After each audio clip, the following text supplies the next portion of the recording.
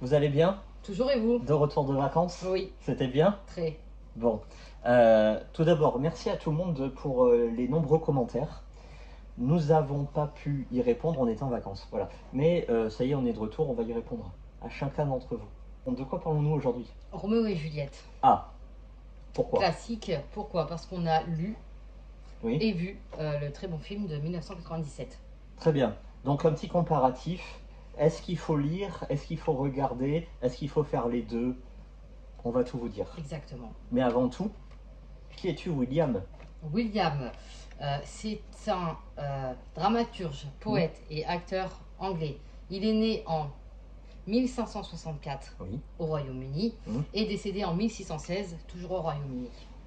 Bon, alors il est considéré par les Anglais comme leur meilleur auteur, tout genre confondu. Et à l'international, niveau mondial, c'est le plus grand dramaturge au monde. Bon, il y a guère de débat à faire, c'est comme ça, c'est écrit, il suffit de lire pour comprendre. Est-ce que tu peux citer quelques œuvres illustres, s'il te plaît? Bien évidemment, Roméo et Juliette. On a aussi Hamlet, Jules César, Le Roi Lear, et on a Macbeth. Oui. Qui est principalement de la tragédie. Mm. Sinon, il a écrit aussi en comédie et dans l'histoire. À savoir qu'il était acteur. Oui. Il a fondé un troupe d'acteurs. Et je crois que c'est en 1599. Exactement. Voilà. Il a fondé, avec sa troupe, le Globe, le théâtre. C'est le premier théâtre au monde fait par des acteurs, pour des acteurs. Pour des acteurs. Avec Jacques Ier en tant que mécène. Et c'est là où il a pu jouer Roméo et Juliette. Très bien. Donc, le pitch, veux-tu, puis-je? Allez, vas-y, à toi l'honneur, t'aimes beaucoup cette histoire. Donc Roméo et Juliette, évidemment, c'est une pièce de théâtre. Évidemment.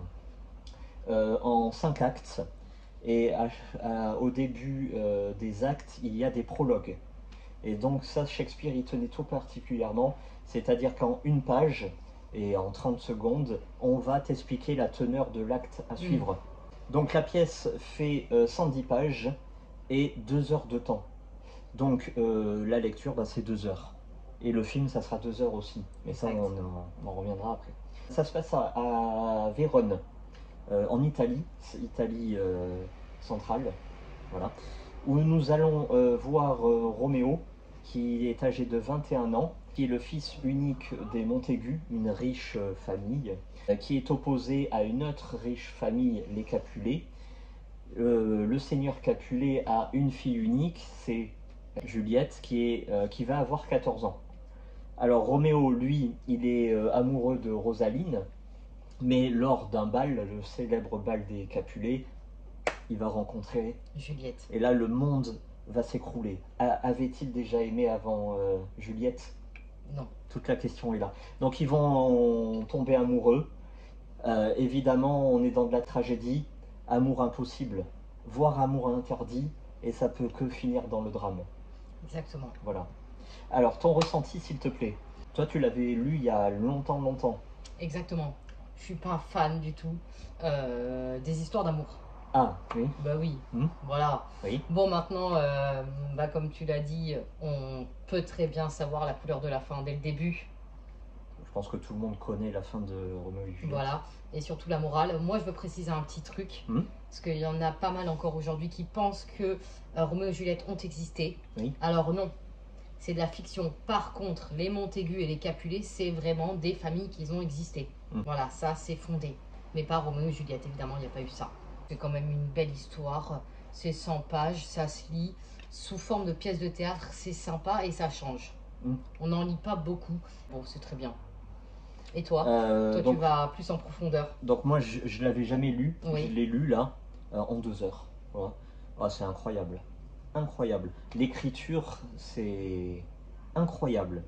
Excellentissime. Évidemment, on ne comprend pas tout. Voilà, parce que ça date de 1500 et quelques. Ah, paru en 1597. Voilà, et en plus, il y a des envolées lyriques, notamment Mercutio, qui est le meilleur pote de Roméo. Oh, lui, il part dans des délires, c'est chaud. Par contre, l'idée générale, on comprend très bien. Et parfois, c'est vraiment, mais sublimement écrit, notamment le prêtre, le père Laurent. Heureusement qu'il est là, lui. Et justement, il y a des phrases, tu les retiens. Ah oui. C'est vachement beau. Ah, elles sont magnifiques. C'est, pour moi, comme je te disais, c'est le meilleur classique que j'ai lu depuis le début de la chaîne, voilà, tout simplement. Et puis ça va vite. Alors que dans le film on aura des longueurs, là-dedans ça va vite. On est dans l'action, il se passe toujours quelque chose. Et puis c'est la beauté de l'écriture, quoi. C'est incroyable. Donc, alors, on pourrait dire, oui, la fin, elle est un peu bizarre. Tu sais, est-ce qu'on spoil ou est-ce qu'on spoil pas? Je pense qu'on peut spoiler. Oui. Si vous voulez pas, arrêtez-vous là. Donc en fait, il y a Roméo qui veut s'empoisonner parce qu'il croit que Juliette est morte, est décédée. Alors que non, elle est décédée que pour 24 heures, elle va revivre. C'est une fausse mort. Voilà.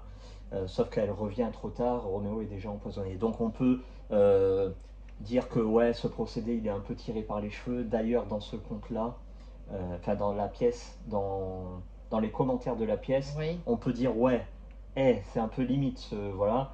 Alors on met en doute la personnalité du père Laurent. Est-ce qu'il est un peu mystique, un peu trop religieux, un peu trop...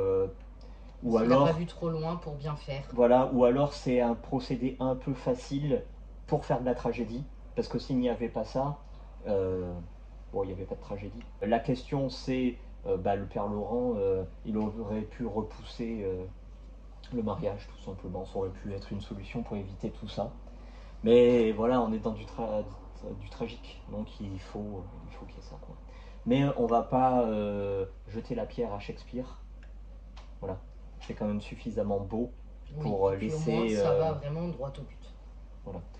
C'est le contexte historique qui prime, contexte religieux également. C'est-à-dire qu'une gamine de 13 ans qui se marie, bon bah voilà, aujourd'hui ça se fait plus, heureusement. Avant, c'était à partir de 12 ans, tu m'as dit. À partir de 12 ans, on séparait les époux. Et à partir de 13 ans, d'ailleurs, la mère de Juliette l'a eu à 13 ans. Et donc, c'était même dans la grande noblesse. Hein. C'était pas les gueux, les manants. Hein. Même dans la grande noblesse, ça se faisait qu'à partir de 13 ans, les femmes tombaient enceintes.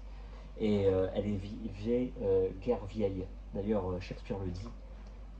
Femme, mère jeune, fan plus vite que la normale. Il y a une phrase comme ça. Très beau. Le conseilles-tu? Oui. Et si oui, à qui? Oui, à tout le monde. Ce que tu l'as dit, c'est 110 pages, ça va droit au but. Et si vous avez besoin de changer d'air, il faut y aller. Moi, je le conseille à tout le monde. Petits, moyens et grands. C'est une lecture de l'été. Même adolescent. 7 à 77 ans. Exactement. Faut y aller, allez-y. Et puis, un truc, il faut pas... C'est pas dans certains classiques, comme dans Camus, il faut comprendre ce qu'il y a derrière. Oui. L'auteur, le contexte, ses idées et tout. Là, non, Shakespeare, on n'est même pas obligé de le connaître. On n'est même pas obligé de connaître le contexte, Vérone, etc.